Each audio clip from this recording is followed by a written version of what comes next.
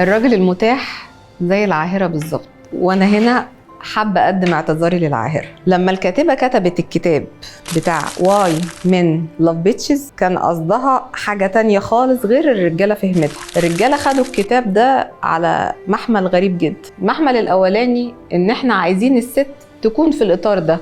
طب انت حضرتك قريت الكتاب؟ اولا العاهرة كشتيمة دي شتيمة واحنا بنستخدمها باتجاه غلط، لكن المعنى الحقيقي للعاهرة هي الست اللي عندها حدود، واثقة من نفسها وبتحترم نفسها وليها كمان قيمة، يعني مش ست رخيصة. لكن الرجالة لما جت استخدمت الموضوع ده قررت ان هي تستخدم الموضوع ده في حتة تانية خالص. الحتة الاولانية احنا عايزين الست الرخيصة نستخدمها ونستغلها.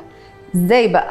ماديا، جنسيا، نفسيا، جسديا. وانت بقى لما بتعمل كده عشان عايز ايه؟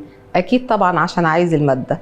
انا اسفة، انت كده اتحولت لعاهرة، وللمرة التانية بقدم اعتذاري للعاهرة. مع دينا هتدورها في دماغك. بحبكم.